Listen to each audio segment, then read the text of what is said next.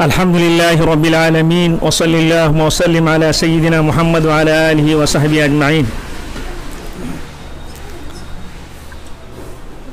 بسم اللہ الرحمن الرحیم۔ انا اعطیناک الکوثر فصل لربک وانحر ان شانئک هو الابتر۔ میرے دینی بھائیوں، بزرگوں، دوستوں،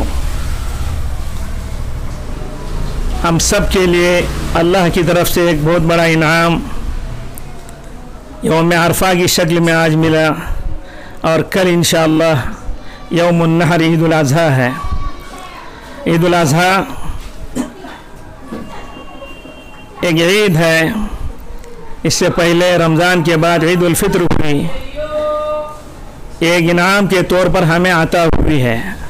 عید الفطر رمضان کے روزوں کے رکھنے کے بدلے میں اللہ تعالیٰ نے خوشی منانے کے لیے عید الفطر ہمیں عطا فرمائی، اور عید الاضحیٰ حج کے عرفہ کے دن کے بعد منائی جاتی ہے۔ دونوں اللہ کے اہم ترین ارکان کے بعد ادا کرنے کے لیے ہمیں یہ عیدیں عطا کی گئی ہیں۔ یہ اللہ کا بڑا انعام اور تحفہ ہے، اور ان ایام میں ہمیں روزہ رکھنے سے روکا گیا ہے۔ ایام عید ایام اکل و شرب کہا گیا۔ عید کے ایام کھانے اور پینے کے ایام ہیں۔ تو عید ہماری خوشیاں بھی اور ہماری عید میں یقیناً خوشی ہوگی، ایک دوسرے کو مبارکباد دیں گے، لیکن ان سارے موقعوں پر سب سے پہلے ہم اللہ کی بارگاہ میں دو گانا ادا کرتے ہیں۔ یہ ہمیں بتایا جاتا ہے عام نمازوں سے ہٹ کر کہ اس عید کی نماز میں پہلی تکبیر میں اللہ اکبر 7 مرتبہ اور دوسری تکبیر میں 5 مرتبہ زائد کہی جاتی ہیں، تاکہ استحضار ہو کہ دیکھیے اللہ کی ذات سب سے بڑی ہے، کوئی کام تم سے ایسا نہ ہو جو اللہ کے حکم کے خلاف ہو۔ تو اللہ کی بڑائی کو صبح سویرے طلوع فجر کے بعد اس کو کہنے کا حکم دیا گیا اور دو گانا ادا کرنے کا حکم دیا گیا ہے۔ تو یہ عید اللہ تعالی ہم سب کے لیے، پوری امت کے لیے، بلکہ پوری انسانیت کے لیے مبارک فرمائے، عافیت کا اس کو ذریعہ بنائے، اور ساری انسانیت کے لیے ہدایت کا ذریعہ بنائے۔ دیکھیے میرے بزرگوں، اس وقت جو حالات ہمارے سامنے ہیں، ہم سب جانتے ہیں کہ دنیا کس قدر پرسی کے عالم میں ہے، بیماری اور وبائی شکل کس قدر تیزی کے ساتھ آگے بڑھ رہی ہے۔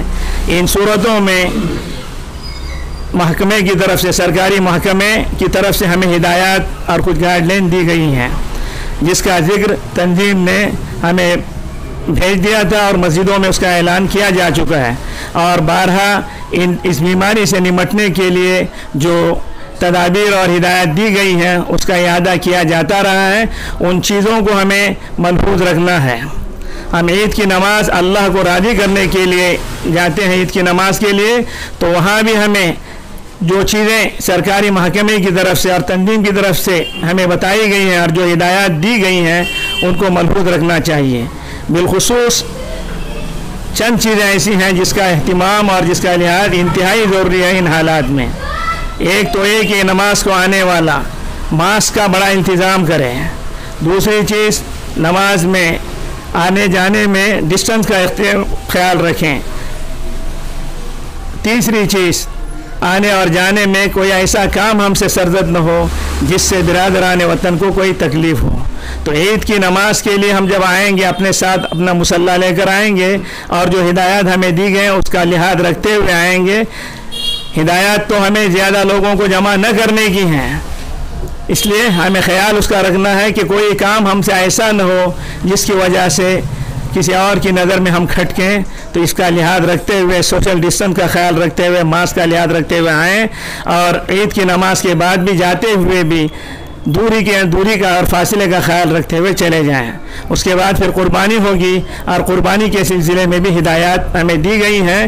عام دنوں سے ہٹ کر ہم ان چیزوں میں خاص خیال رکھیں، کوئی ایسا کام، کوئی ایسی بات ہم سے سرزد نہ ہو جس سے کسی اور کی دل آزاری ہو اور کسی کے لیے کھٹکے اور یہ چیز ہمارے لیے نقصان کا باعث بنے۔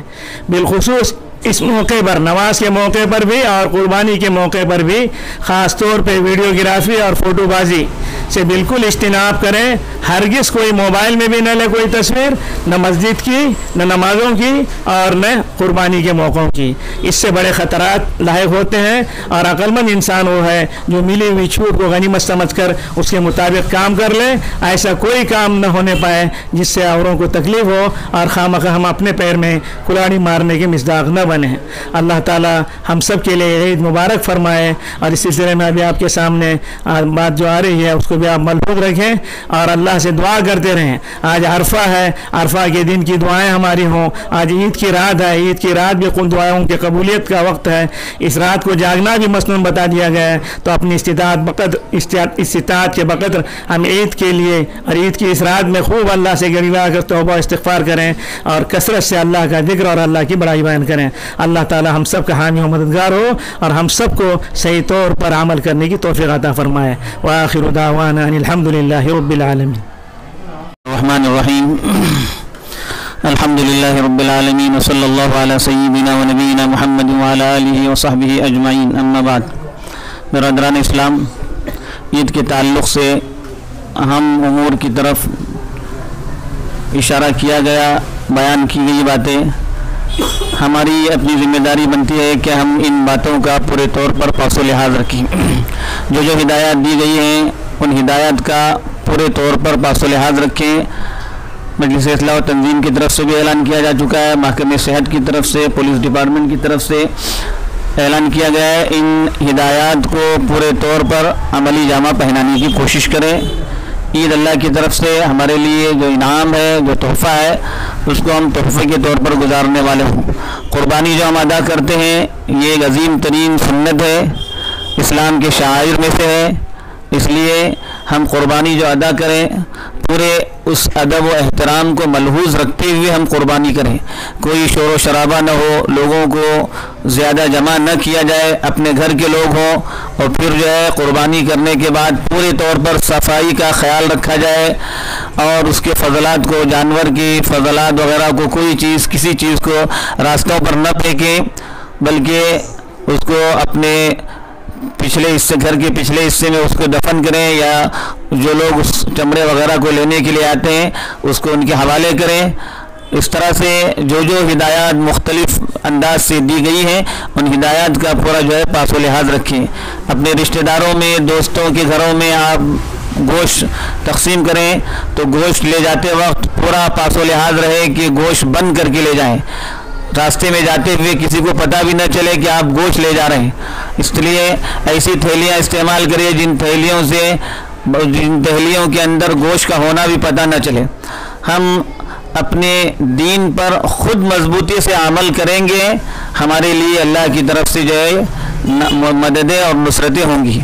हम अगर दीन को अपनी समझ के मुताबिक अमल करेंगे, शरीयत के उसूलों से हट करके शायर इस्लाम को हम अपनी समझ के मुताबिक अमल करेंगे, फिर अल्लाह की जहाँ हमें मदद आनी चाहिए वहाँ हमारे लिए अल्लाह की मदद नहीं आएगी।